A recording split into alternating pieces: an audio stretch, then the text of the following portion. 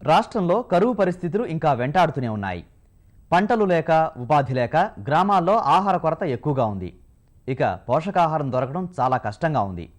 ఈ పరిస్థితుల్లో మనం అనాదిగా వాడుతున్న తృణధాన్యాల నుంచి మాల్ట్ తయారు చేసుకుని పోషకాహార కొరతను అధిగమించడమే కాకుండా మంచి ఆదాయం పొందగలిగే అవకాశాల గురించి ఆచార్య ఎన్జీ రంగా వ్యవసాయ విశ్వవిద్యాలయం హోమ్ సైన్స్ విభాగం రైతుల్లో అవగాహన కల్పిస్తోంది.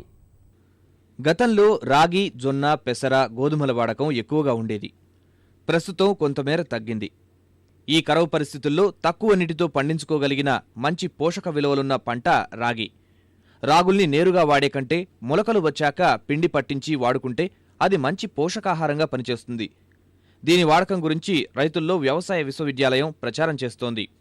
ఈ గింజ ధాన్యాన్ని ఉపయోగించుకొని మనం ఎక్కువగా ఆధారిత ఉత్పత్తులను పెంపొందించడానికి ఈ ప్రాజెక్టు ద్వారా మేము ఒక కార్యక్రమాన్ని నిర్వహించాము. దీంట్లో మాల్ట్ ప్రిపరేషన్, ఈ మాల్ట్ తయారు చేయటం వల్ల ఏమవుతుందంటే పోషక విలువలు పెరగటమే కాకుండా మరి మహిళలకు కూడా చిన్న చిన్న గ్రామాల్లో కుటీర పరిశ్రమ కనుక పెట్టుకోగలిగితే, ఒక 2-3 మహిళలు కలిసి ఇది చిన్న కుటీర పరిశ్రమ కనుక స్థాపించుకుంటే వాళ్ళు దాదాపుగా ఒక రోజులో 25 కిలోలు మాల్ట్ తయారు చేయగలరన్నమాట. అంటే ఈ గింజ ధాన్యాలను ఉపయోగించుకొని మరి 25 కిలోలను కనుక తయారు చేసినప్పుడు ఒక్కొక్క కిలో మనం కనుక 40 రూపాయలు చొప్పున అమ్మితే, బజార్ రేట్ కనుక చూసుకున్నట్లయితే కమర్షియల్ రేట్లో 100 రూపాయలు కూడా అమ్ముతారు. ఎందుకంటే వాళ్ళు చేసే లేబులింగ్, ప్యాకేజింగ్ అంతా పెట్టుకొని.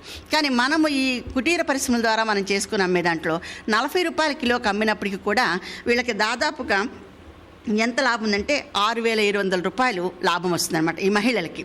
ఈ ప్రాసెస్ని మనం ఎక్కువగా అంటే కమర్షియలైజ్ చేయడానికి, ఎక్కువగా అందరికీ తెలియజేయడానికి మేము ఈ మధ్యనే స్వగృహ ఫుడ్స్తో కూడా కాంటాక్ట్ పెట్టుకొని, ఎందుకంటే ఏదైనా ఒక ప్రోడక్ట్ చేయాలంటే లార్జ్ స్కేల్లో చేస్తే బాగుంటుంది.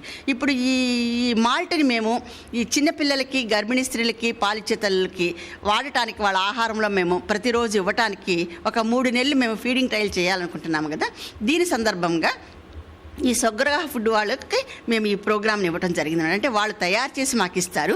ఇప్పుడు దీన్ని కూడా ఈ అనంతపూర్ జిల్లాలో లేపాక్షి మండలంలో ఏదైతే 6 గ్రామాలు మేము ఎంపిక చేసుకున్నామో అక్కడ కొంతమంది మహిళల్ని మేము ఎంపిక చేసుకొని ఈ కార్యక్రమాల్ని వాళ్ళ విలేజ్లో చేసేసి ఆ చుట్టుపక్కల ఉన్న గ్రామాలకు అమ్మటానికి కూడా మేము ప్రయత్నిస్తూ ఉంటాం. అంటే దీనివల్ల వాళ్ళకి ఆహార పోషణ దొరకటమే కాకుండా ఆర్థిక స్తోమత కూడా లభిస్తుంది.